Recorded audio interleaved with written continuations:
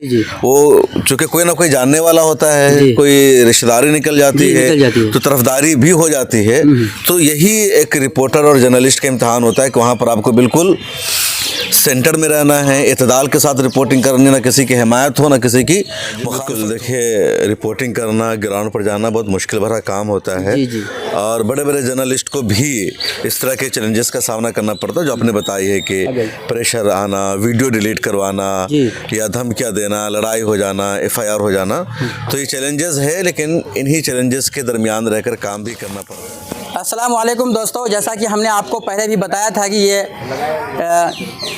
कौन सा है आमना इंग्लिश एकेडमी में 2 रोज़ा जो है तालीमी बेदारी कॉन्फ्रेंस रखी गई थी। यहाँ पे मिल्लत टाइम्स के फाउंडर साहब भी हमारे साथ मौजूद हैं। और देखा जाए शम्स तबरेज़ साहब किसी भी परिचय का मोहताज नहीं है, क्योंकि ये जो है इस फील्ड में, यूट्यूब फेसबुक के फील्ड में बहुत सारे मेहनत करके इस मकाम पे हासिल हुए हैं कि अब इनका नाम लेना कोई ज़रूरी नहीं, इनका फेस आप देखेंगे तो पहचान लेंगे। सवाल ये बनती है कि अभी हमारे साथ ये आए हैं और हम लोग मिले, बहुत ही खुशी हुआ। सबसे पहले सर आपको स्वागत है SB न्यूज़ बिहार में। स्वागत है जी। वालेकुम अस्सलाम रहमतुल्लाह। आप सबका शुक्रिया और आप सब अच्छा काम कर रहे हैं जी। सोशल मीडिया में ज़रूरत है ज़्यादा आप जैसे लोगों के आने की, काम करने की, ताकि जो छोटी छोटी खबरें गांव मोहल्ला और इलाके की होती है वो खबर दूर तक पहुंचे, सही अंदाज में पहुंचे। तो आप सब अच्छा काम कर रहे हैं, आप सब मुबारकबाद के हकदार हैं मेरी जानिब से।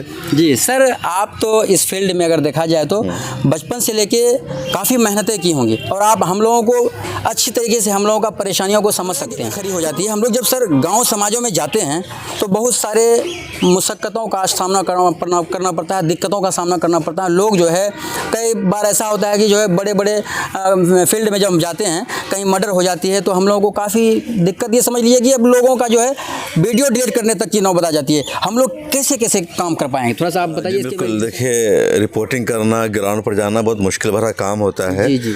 और बड़े बड़े जर्नलिस्ट को भी इस तरह के चैलेंजेस का सामना करना पड़ता है जो आपने बताई है कि प्रेशर आना, वीडियो डिलीट करवाना या धमकियाँ देना, लड़ाई हो जाना, FIR हो जाना। तो ये चैलेंजेस है, लेकिन इन्हीं चैलेंजेस के दरमियान रहकर काम भी लोग काम करते हैं। हर एक को इस तरह के मुश्किलात का सामना करना पड़ता है।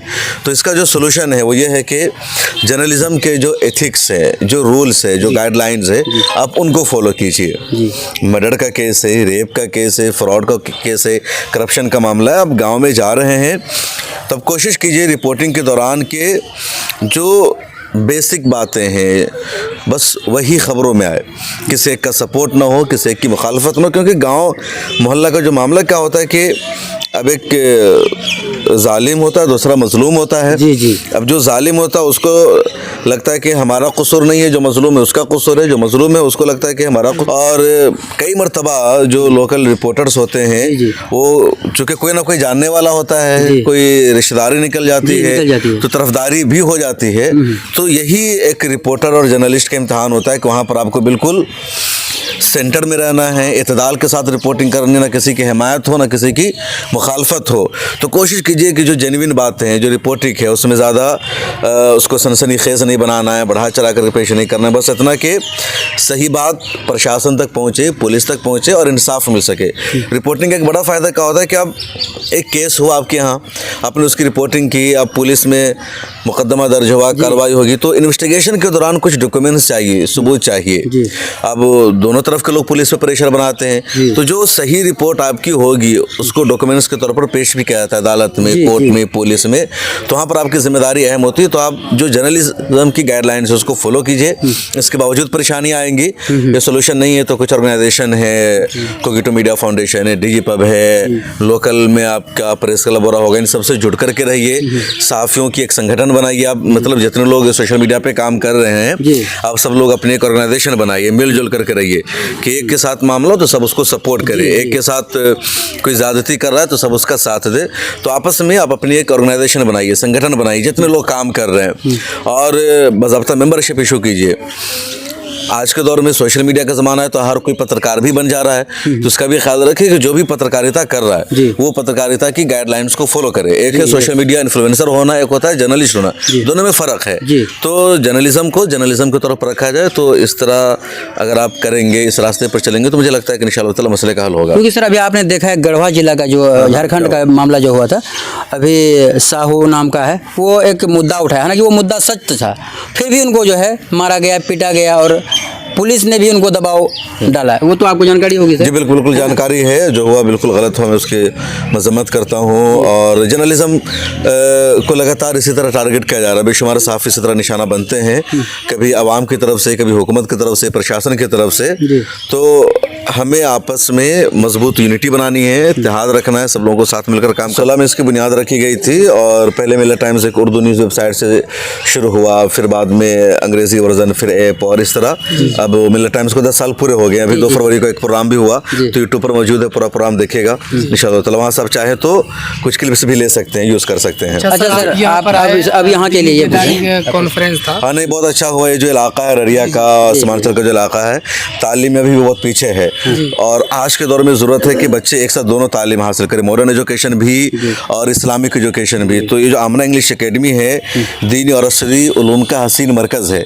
यहाँ मॉडर्न एजुकेशन भी दिया जाता है और मजहबी एजुकेशन भी बच्चों को दिया जाता है। माशाल्लाह लड़के हिजाब में हैं, लड़के कुर्ता पैजामा में हैं और दोनों तरह की तालीम हो रही है। तो ऐसे इदारे हमारे लिए आइडियल है, रोल मॉडल है, इनको सपोर्ट करना ज़रूरी है।